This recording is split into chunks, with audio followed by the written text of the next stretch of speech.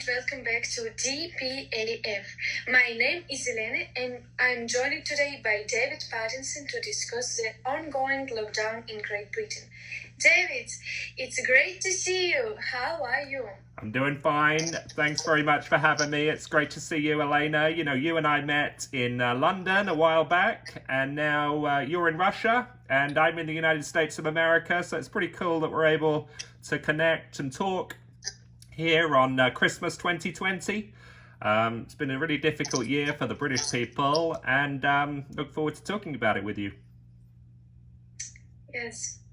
How have you coped with the UK lockdown this year? Well, I've been all right. I was at home for the sort of lockdown one, which was in the spring, and then I was out working, and over the course of the autumn and winter, they wanted to sort of reimpose lockdown, and we had lockdown 2, which was in November, and I kind of saw the writing on the wall at that point. I've been speaking out against the lockdown since it started, for the violation of British civil liberties. It's unlawful in Great Britain for the government to lock people in their homes without, a jury trial, without a trial by, judge or jury. And the government have done it anyway, and they continue to.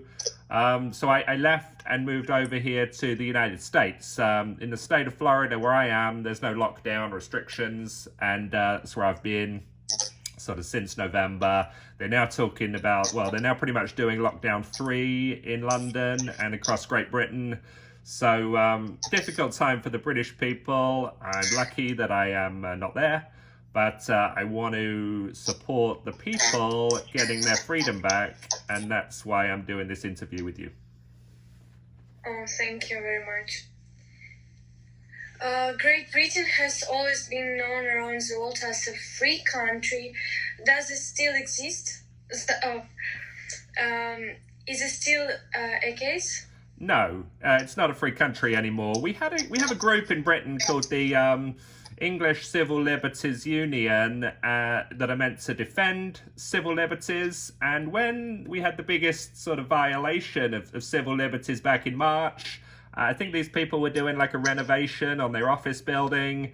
They were silent for about 5 months. I did a video sort of calling them out, saying they need to, do something about this. And since that, they've come out and they've been about as, at least as against the lockdown as I am. But where were these people for 5 months? I mean, there's a lot of politicians now coming out saying, we're against the lockdown. But of course, these are the people that were supporting lockdown back in the spring. So, you're either against it or you're not. You can't be for it and then against it when it drags on too long. So I have been consistently against the lockdown for legal reasons. But a lot of the establishment, they were supportive of it. But now they say, it's dragging on too long. Now we're against it. But of course, they're changing their position. They're saying, hey, we're for lockdown to save us from the virus, to protect the people. But now we are against it because, the people are fed up with it. But I mean, if you're a free citizen, you're a free citizen. You're free to do what you want to do. You can lock yourself in your house if you want to do that. You can go out to work and earn a living if you want to do that. It's up to you as the citizen.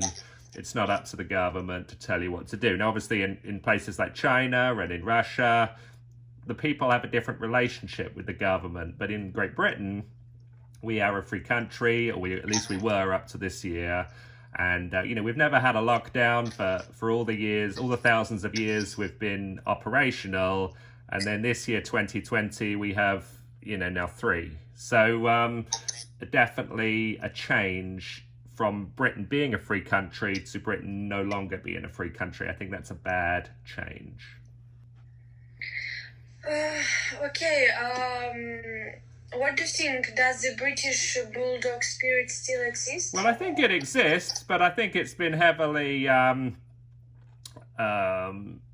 mitigated by all these the suppression of the national spirit. I mean, people have been locked in their home. There was a big spirit back in the spring. There was a lot of clapping for the healthcare folks, the NHS people, and there was a lot of community spirit, camaraderie, and the British Bulldog Spirit has been kind of slowly suppressed. It's sort of death by 1,000 cuts. As people get more and more disillusioned, they get less and less happy, and they are not as supportive of the country as a whole. They don't believe the country is moving in the right direction, and they are angry at the government. They are angry that they have no money left.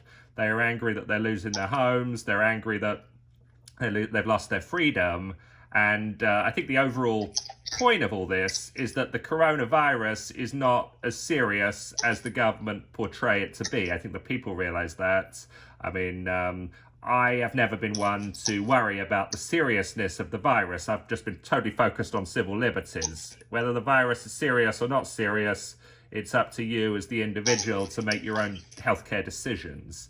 But the fact that the virus is not that serious, I think, creates this disillusionment, or adds to the disillusionment. I think there's going to be a big backlash in the new year.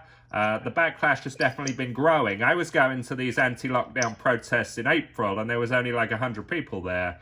Now they do them every day. There's thousands and thousands of people. So the Bulldog Spirit is returning, but it definitely has been dampened down thus far. Is the lockdown policy lawful? What motivated you to pursue the citizens' prosecution? Well, I was the first person in the country to come out and call for a citizens' prosecution, and the big one has been by a guy called Simon Dolan. He has been pursuing this in the courts, and the courts have done a very bad job because they have not wanted to hear the case. They have tried to keep the case out of court because they know the government's position is the criminal position, the unlawful position. But of course, if you keep it out of court, you don't have to rule against it. And the judges are on the side of the government. They want to protect the establishment. They want to protect the authority the government has. It's all politics at this point. The lockdown was a political decision. And now that it turns out to be a criminal decision, no one really wants to sort of talk about that or admit that. And that's the state of affairs. I'm big on civil liberties. I'm big on sort of pointing out when civil liberties are being violated. And I felt like I was one of the only people in the country doing it back in March when it was sort of unpopular to be doing it. My friends, my family, they said, we don't know this guy, we don't know David, we have nothing to do with him. Now, of course, it's the politically popular decision, but, you're either in favor of civil liberties or you're not. You don't just sort of change your position to suit the politics of the day. So my position was very unpopular. Now it's very popular, but it doesn't matter what's popular. It's matter if you're in favor of the freedom of the individual or you're not. How has lockdown changed British society? Well, I think it's changed. People now view a government differently, right? Yeah, I think they view government very differently. I think there's a big change in the relationship. It used to be government by, for, and of the people. Now it's government by, for, and of itself. And, the people be damned. If the people are hurt by government action, no one cares. The government don't care.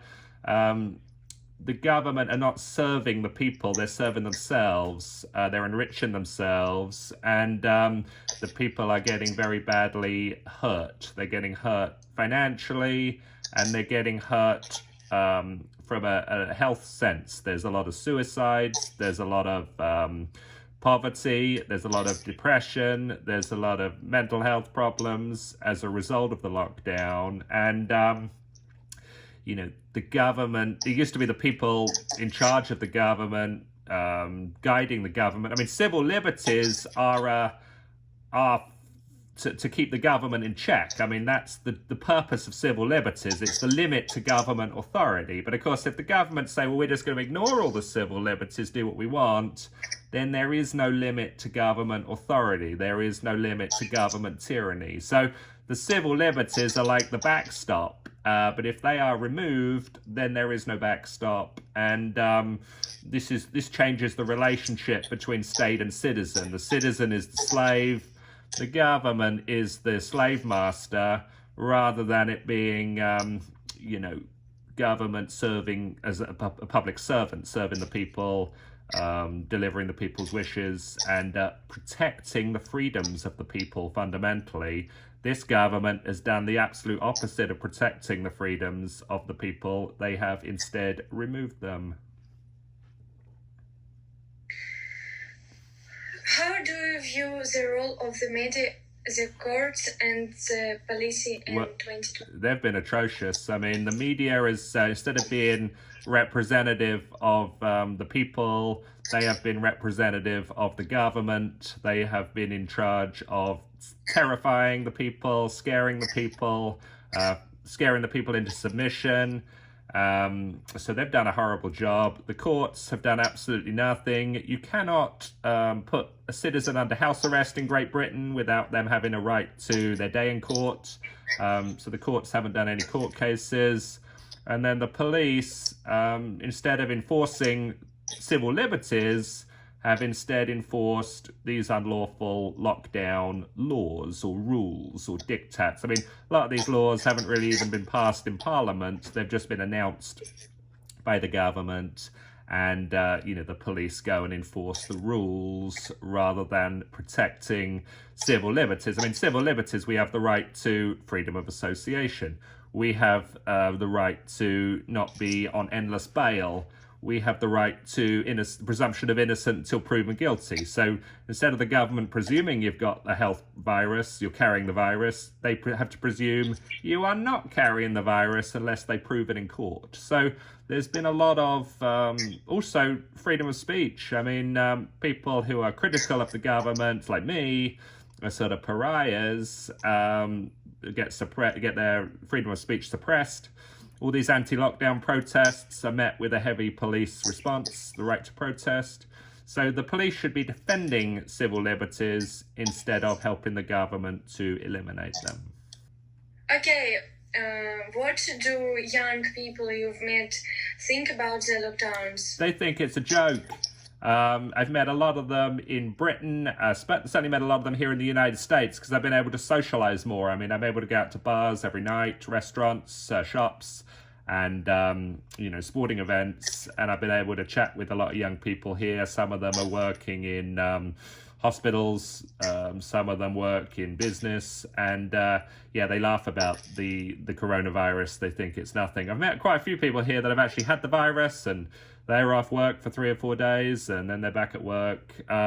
So to think that you have to shut down the entire world to protect, people from this. I mean, I think in Britain, the number of people under 60 that have died from the coronavirus without any other health problems is like 300, in a population of 70 million.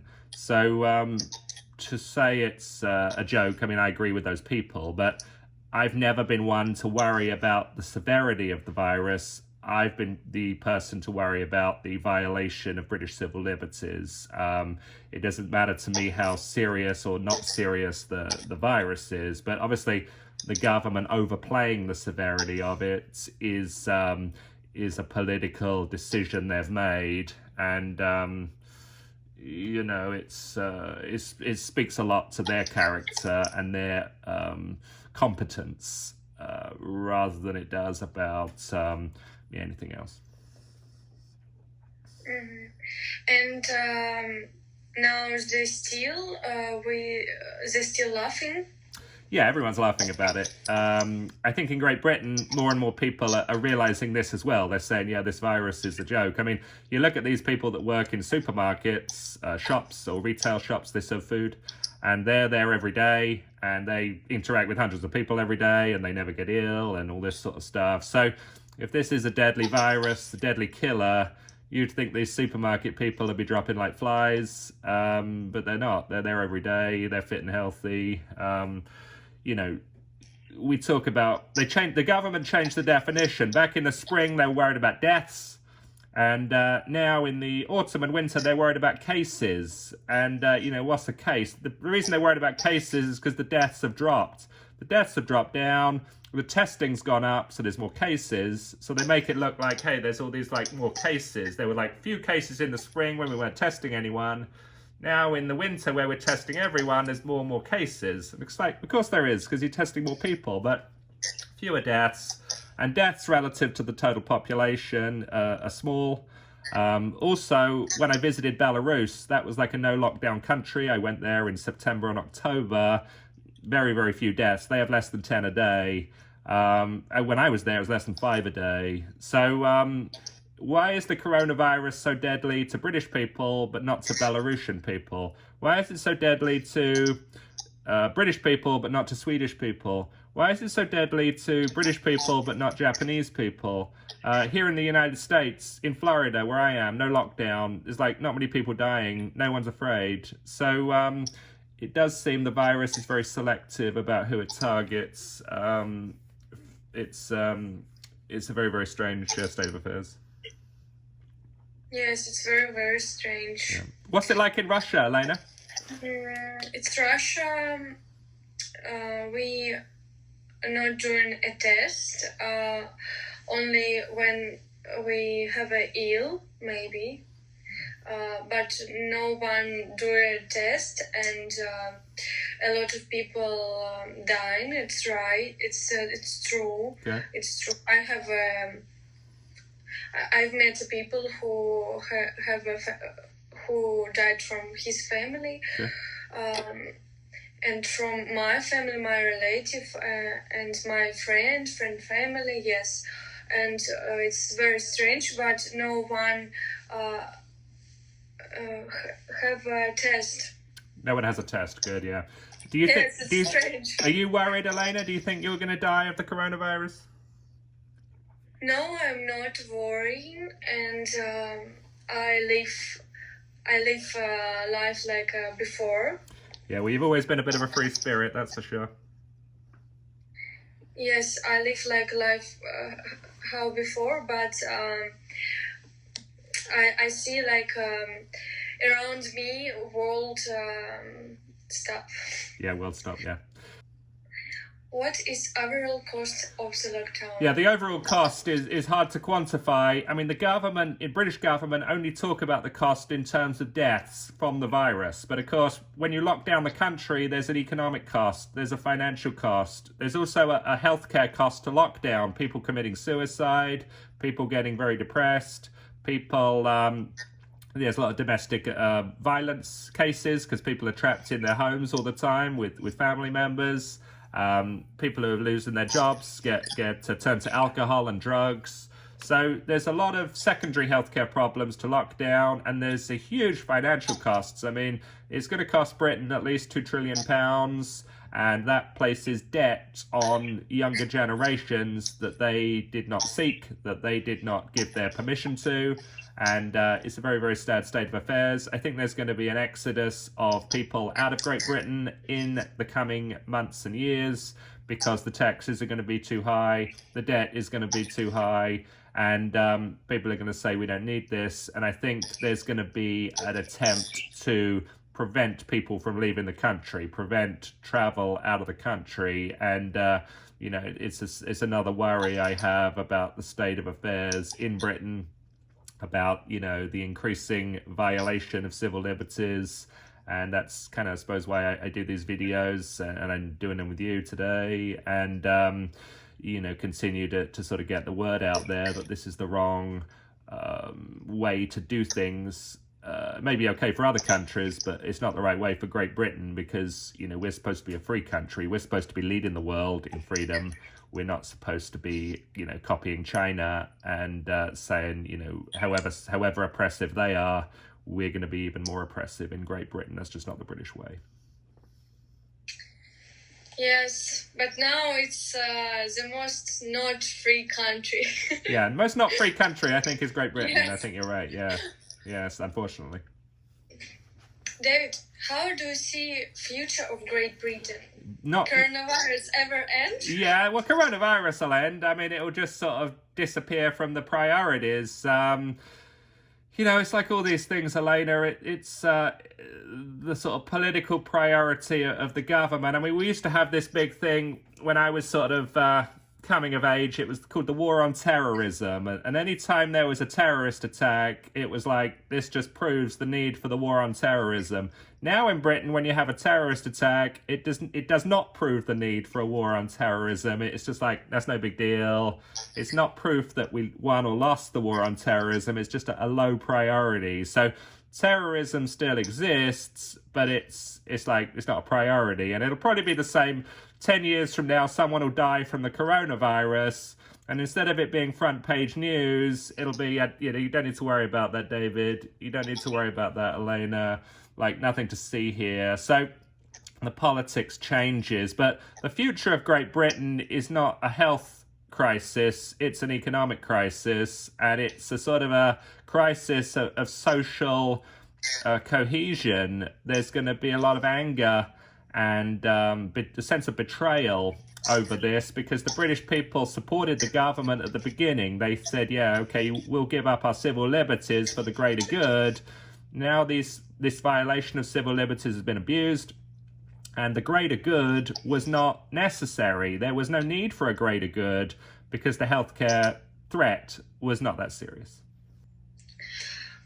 David, what would you change if you were Prime Minister? Well, I would change a lot of things, Elena, because my whole character and philosophy in life is based on civil liberties. It's based on the freedom of the individual. Now, we've had a lot of prime ministers in my lifetime that have been totally useless, but I think they have a sort of a commonality about them, and that is they have no belief in civil liberties. They have no belief in the freedom of the individual. I mean, we had one Prime Minister, David Cameron. He didn't even know that we had an English Bill of Rights. And, that should have been a disqualification for Prime Minister. So if I was the Prime Minister, my belief would be about defending and protecting British freedoms. It would not be about eliminating them like, definitely the current Prime Minister does. But, I think his predecessors have been similarly inclined. They have a belief in big government. They have a belief in suppressing the freedoms of British citizens, not on the scale they are now, but I think that's kind of the requirement to be Prime Minister these days. You have to hate civil liberties rather than be a champion for them. David, what would you choose?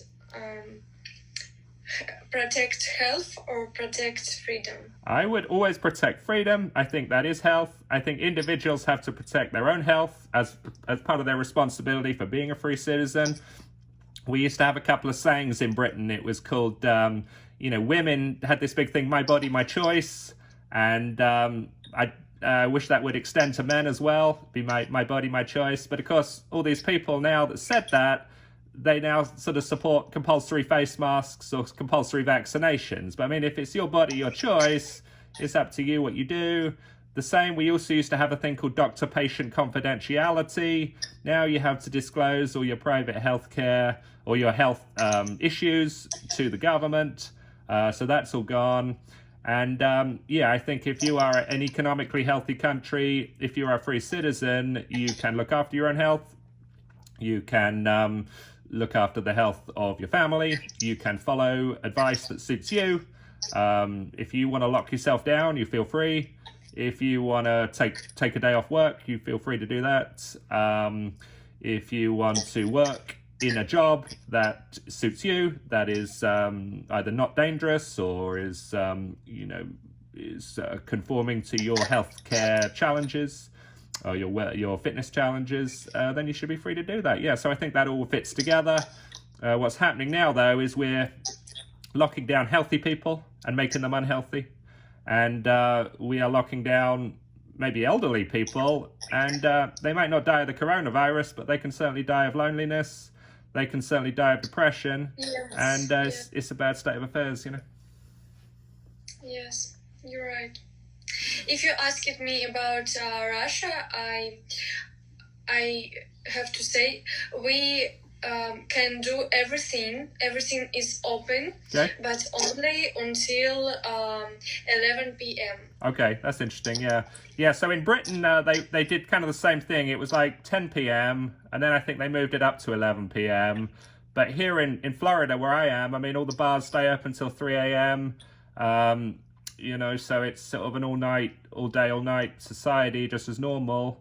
I don't know that the virus maybe just comes out at night in Russia or in Great Britain, but certainly here in America, or at least where I am, the virus does not come out at night time. Yeah, so I don't know why that is. I can't imagine how British people will celebrate this Christmas Eve. Yeah, well, you may not know this, but the government came out a couple of weeks ago, said, yeah, you can celebrate Christmas as normal. And then like last week they said, no, we changed our mind. There's like, you can't celebrate Christmas. You can't have any relatives over. You've just got to like sit there on your own and, you know, cry into your Christmas pudding. So they definitely changed the rules. And so that was a sort of a big controversy, and yeah, they wanted to lock everyone down again. So, you know, I remember you told me that Russia, you don't really celebrate Christmas in the same way, but in Britain, Christmas is a big deal. So this is a disappointment to a lot of people. Yes, we have a New Year. It's a big celebration for Russian people, and if they say us it's not allowed to celebrate it, I will say it's crush all my world. Yeah, I'll bet. I mean, I know you like to be out there celebrating. So, yeah, a lot of people do. They want to celebrate Christmas. I mean, it's been a tough year. And they want to get together with their families and celebrate. And, yeah, if they can't do that, they're going to be very, very sad. And I sympathize a lot. Yes, if we live not for celebrating... why we live? Yeah, why do we live? Yeah, I mean, like, so you tell me, Elena. I don't know the answer to that question. I need to find a reason for live now. Yeah, I know. Yeah, well, I think a lot of people do, and that's why I kind of want to keep doing these videos and stuff, because there's another way to live life. You don't need to just lock yourself down in your home and wait, you know, protect yourself from dying. You need to embrace living. It does come with risks, but it comes with rewards.